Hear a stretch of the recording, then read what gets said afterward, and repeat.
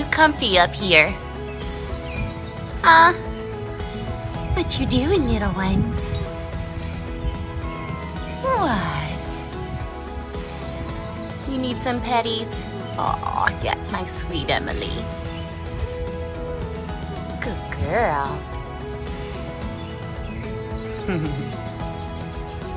I love you too, babies.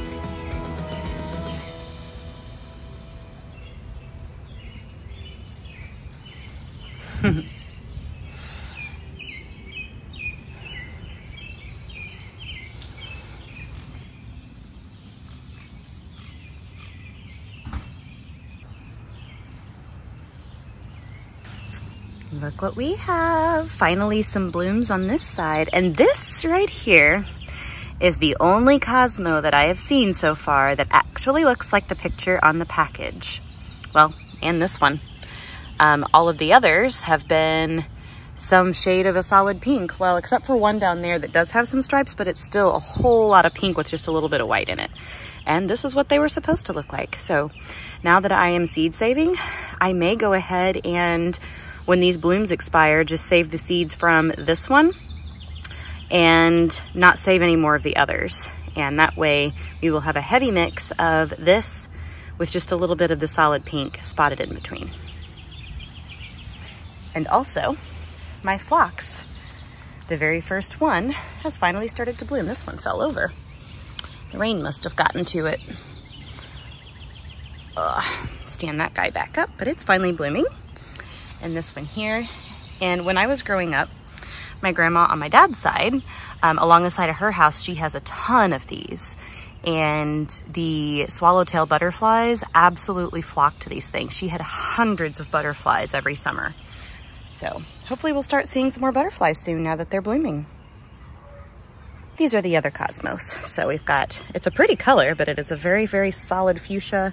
This one's a lighter pink, but it's still a solid. This one as well. You've got a solid white. And then here's the other one that is striped, but you can see it has a whole lot more of the purple on it than it does the white. Still very pretty though. So I think I'm done. I've saved seeds from this plant and also from this one. And I think all of the rest of the seeds I save will be the striped ones. Guys, look at this corn. Oh my goodness. This one stalk is shooting up really quick. It seems to really, really like being in this greenhouse. So I'm glad that I made this choice because I would not have otherwise planted corn just because it takes up so much space. But there is nothing else that will do well in a greenhouse over summer because it gets way too hot where I am. When you have temperatures in the summertime that's in the 90s, inside this greenhouse it's getting up to 120, 130 degrees. You know, stuff just can't handle that. So lettuce is starting to bolt.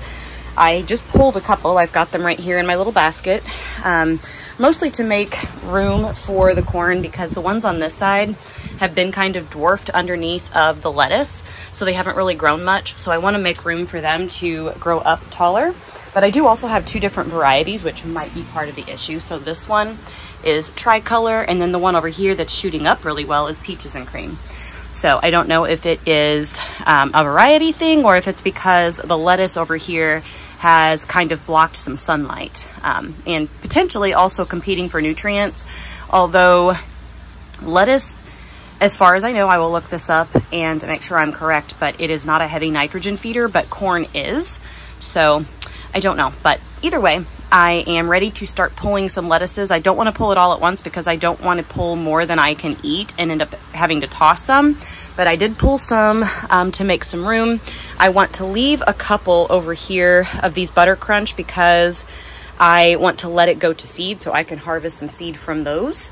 But the romaine, I've already harvested seed from romaine. So I pulled one of those and the next two I will pull soon when I get through what I've already picked. So looking good in here. Also that rosemary, it's one that I planted last year to companion plant with the tomatoes that were in here. And it got about this big and never grew. And somehow it seemed to make it through winter, even though it never matured last year. And here we are. So I may actually dig that up and transplant it out of here. I don't know yet. I want to look up and see how good of a companion plant it is for corn. But I know that it is a good companion plant for other plants in my garden. So I may relocate it. But anyway, update on the corn situation.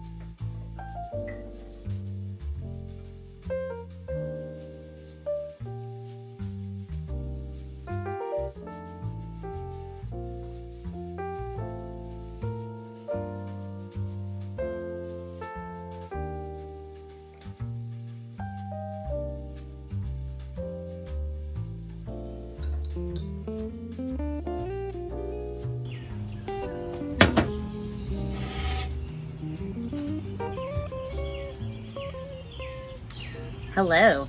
So I am going to eat this curry, and then I have some compost that needs to go in the compost pile. So I will show you the compost pile that I started. It is brand new, so there's almost nothing there, but just to give you an idea of what I'm doing. And then I have this tomato plant that was on the last vlog that needs to be planted in the pot. This is an Amelia, which is a disease-resistant variety. So I am replacing the Brandywine that I got rid of with this one. And we need to get that in. So that is the plan to finish off my lunch break.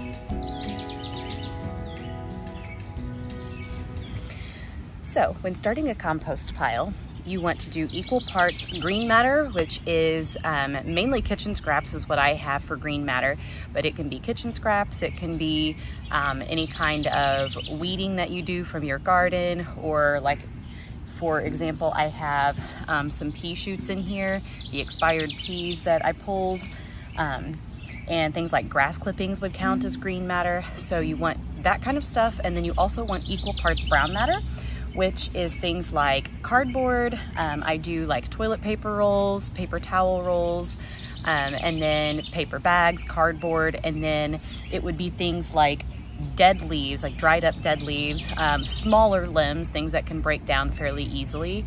And you want to do equal parts of both in a pile, and then every few days turn them. And you also want to make sure that it stays somewhat damp. You know, you don't want it to completely dry out, because the whole idea is that it creates steam. It's called hot compost because it creates steam. It gets really hot, and the organisms that develop break everything down, and it creates a nice clean compost. So I have just started a new pile. This is where I used to always leave my pile before I got the compost bin that I've decided to nix. So I'm going back to the compost pile. Under this tree is the perfect spot because it's at the back corner of my yard. It could stand to be a little bit sunnier. It really does not get any sunlight back here at all. But I have my little limb pile, like all of the limbs that come out of trees and things like that are too big to compost. I stack those up back here. And so they break down too over time. It just takes a lot longer. But that is actually a helpful part of permaculture as well. But I have chosen to put my compost pile right beside that in this area because it's already shaded. Grass isn't really growing here. I've already got a pile started for the limbs and everything, so it just kind of made sense to put it here. But that is what I'm doing. I'm going back to that. Every few days I'll come and give it a turn. We are expecting more storms this evening, so there's no need to water it, but later in the season when it does get really, really hot and dry and we're not getting rain really anymore, I will need to come and, you know, periodically throw a little bit of water on it just to make sure that it can continue to steam and cook everything up really well. So that is it. That's all there is to it. So compost pile has begun. Who's the sweetest little baby in the whole world? Hey, I was mad at Mama earlier because she gave me my monthly flea treatment. If I would keep my butt in the yard and not go bothering all the neighbors, I wouldn't have to worry about it because none of the other animals around here have ever had fleas, except for me, because I'm a nosy little baby.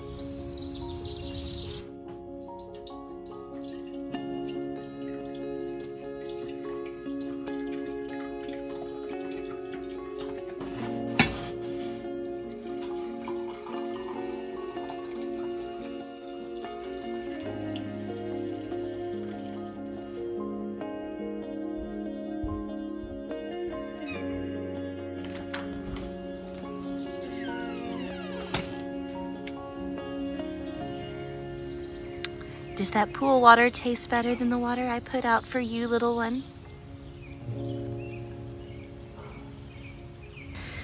Well, it's safe to say the rain has finally slowed. When it does rain now, we're getting like 1/10 of an inch instead of 1.5 inches.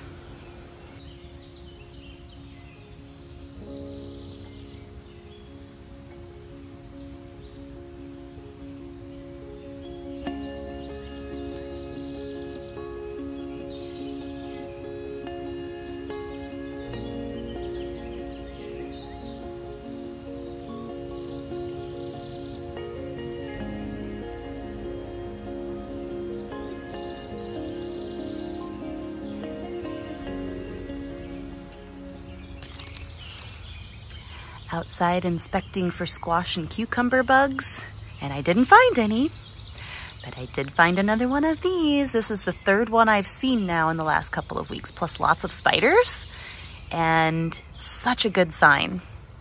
Sounds like permaculture is working because I was seeing pests and now I am seeing their predators.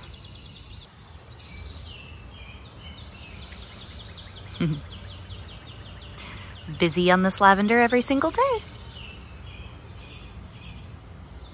Also, this cucumber plant is really taking off, and we even have a baby cucumber already on there now. And we've got some blooms on this one that is starting to take off a little bit. And we have the first zucchini bloom. It's looking good out here. Good morning. It started to sprinkle on me in the garden, so I decided I would go ahead and come and do meal planning and share a little bit of nutrition stuff with you guys. So we'll go ahead and hop into the meal plan first and get that knocked out. So I will put this up on the screen here so that you can follow along as usual. And I will say that meal planning is getting easier throughout the summer because I have more produce in my garden that I can use in my food. And then of course with the farmer's market open, it helps me be able to select recipes based on what I already have or what is easily accessible and available. Seasonal produce, I love it. And then of course I'm also not meal planning for Logan right now because he is away at his dad's. So for this coming up week, I went through some old Pinterest boards I had from like years ago before I was ever plant-based.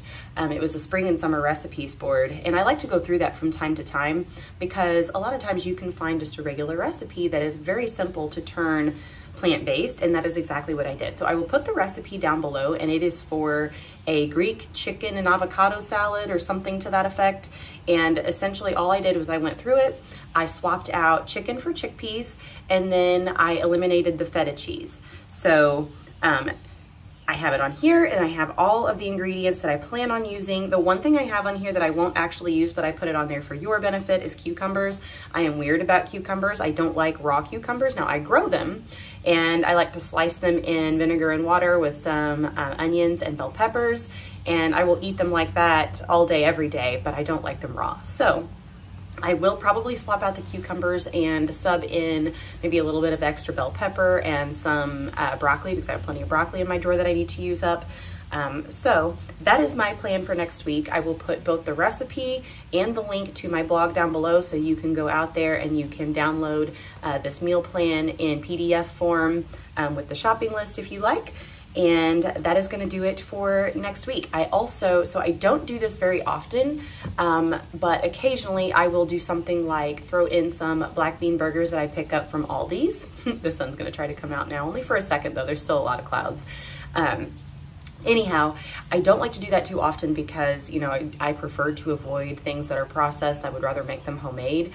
But since a salad is not something super filling and it'll only really last for a few days, and the main reason, by the way, that I am choosing the salad for my main this coming up week is because all of the lettuce in my garden is just getting ready to bolt now. It's shooting up, it's starting to produce at the top what's going to become like the flowers and the seed head. So I do need to go ahead and get what's left of that all harvested. Except for I'm just gonna leave a couple of each kind to bolt so I can get seeds to put out for next year. So anyhow, because of that, I want to do a salad that will use up the bulk of that lettuce that I have to harvest yet. So anyhow, I am doing that, and then I'm also picking up a package of their black bean chipotle burgers at Aldi's. It's a 4-pack. It's just something that's really easy to pop in the microwave, thaw out, stick in the air fryer for a minute and crisp up and then put on a sandwich. So I do have a recipe. I have several recipes, honestly, for black bean burgers and plant-based burgers of different types. But since I am making a salad next week, I wanted something simple for kind of my side dish. And then, you know, I do also always have things on hand to make noodle bowls. And I know I always say that I need to show you guys my noodle bowl one of these days. Rozzie's right here off screen. And I will do that. Maybe I'll get to that next week. I'll think about doing it. It's not something that is ingrained in me to film while I do. I just throw it together in the evenings. So anyway, the other thing that I wanted to share with you is what I do during the day. And they do have this in app form. It is Dr. Greger's Daily Dozen. So I will put that on the screen here. So if you want to go look it up in the App Store, you can find it. And, you know, if you like the app function where you can just tap the things as you go throughout the day. But I am a marker board junkie. I have this one. I have my daily schedule. On another one, I have a smaller marker board where I can write down kind of my tasks, to-dos, things that I need to remind myself of, and then erase throughout the day.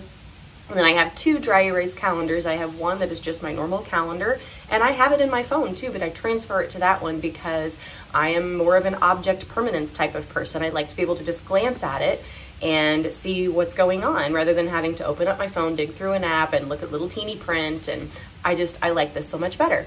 And then the other one is my content calendar, which sometimes is great for helping me plan things out and sometimes kind of isn't, because I am great at YouTube. I am very consistent with getting videos uploaded twice a week. Sometimes I even give you an extra video when I have a lot going on and too much for a 30-minute video. I'll add a third one in for the week.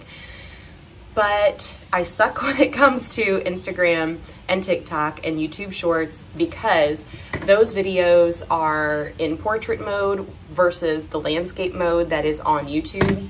And sometimes it's easy to take a clip that is in landscape and convert it into portrait without losing too much or without it being too grainy. But for the most part, I find that it doesn't look that great. So you really need to specifically film things in portrait mode. And I do so much filming in landscape and so much editing already in landscape that having to like stop and completely recreate something that I'm doing so I can film it in a different ratio is just not something that I really care to do. So I kind of suck at doing reels and TikToks a lot of times, but I try my best to schedule things and put them on the calendar and give myself ideas and be like, this is what I need to film and this is, you know, when I need to post it and all of that. But anyhow, the marker board obsession aside, I have transferred the Dr. Greger's Daily Dozen onto a board for myself. This one is from yesterday. I still need to obviously erase my little dot so I can start over for today, but it is like 6:30 in the morning right now. So the only thing I've had so far is a cup of coffee, which I haven't even finished. It's sitting up here, probably getting cold while I'm talking. So that will go as one of my beverages. But essentially, it has all of the things that are important for us to get every single day. So a serving of berries, flax, which for me, flax and chia always go hand in hand. I'll do both together. Other nuts and seeds. So I will usually do like walnuts and hemp seeds, herbs and spices. So any herbs or spices you put in anything, like I'll put cinnamon in pancakes or oatmeal and different herbs in my food. Like this week I'm eating curry, so there are lots of herbs in the curry. Cruciferous, so broccoli, cabbage, kale, cauliflower, any of that kind of stuff is cruciferous.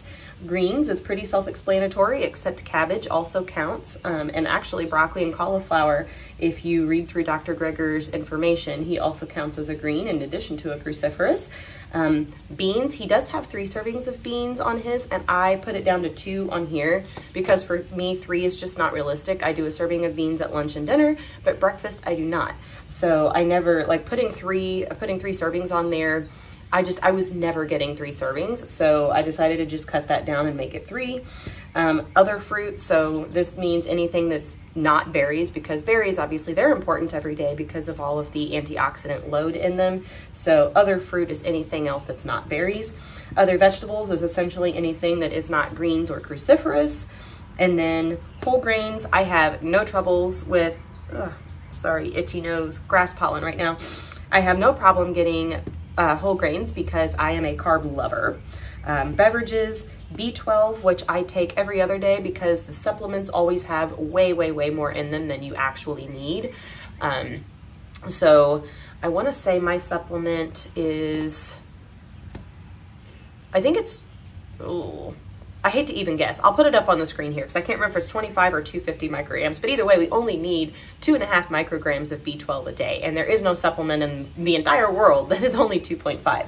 So we don't really need to take it daily, but every other day, that way it kind of balances itself out. And then of course exercise, which I do daily on weekdays. Weekends I don't worry about it, we're always busy out running around, so I'm not sitting, you know, I've got a lot of movement anyway. But Monday through Friday I do yoga. I try to do it daily. There might be like a day here or there where, you know, I just don't feel like it and I'll, you know, hop on the elliptical or something instead, but I try to do yoga 5 days a week. And then I also have a walking pad, so in the evenings after I'm done with work and I'm done with dinner, I'll turn on a show and hop on my walking pad and walk while I watch that. I do also have an elliptical in my office, so, you know, throughout my day, like I have one time period where I have myself scheduled for just body movement, like get up from my desk and move, and I'll get on the elliptical a lot of times and just do 10 minutes on there and then get off and get back to my desk so that I'm not just seated all day long. So and that is it. And so one of the reasons that I love this, especially if you are someone who is, first of all, new to plant-based nutrition, and you're trying to completely relearn how to do things because, like myself, you were raised on the standard American diet. You know, I was raised by a family of farmers, and so we were always, you know, meat and potatoes, and so trying to relearn that, this helps because it gives you some bullet points to look at without having to worry about all of the meal plans all the time. You can still look at this and be like, okay, these are the things I need to make sure I'm getting every day, and it helps you to pick out and figure out what you're going to eat. And then also, if you're trying to lose weight, it helps take you away from kind of obsessing over calories in and calories out and some of those outdated ways of doing things.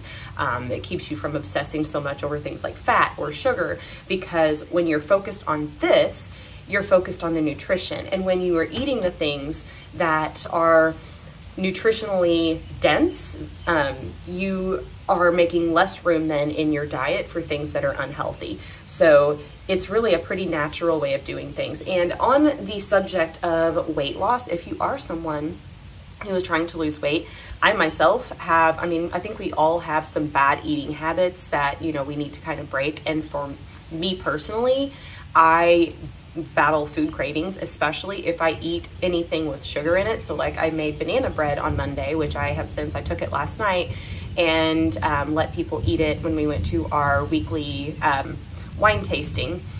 And there were just a few pieces left, and I let Michael take that home with him. So I had a couple pieces, you know, Monday and a piece yesterday, and then that was it.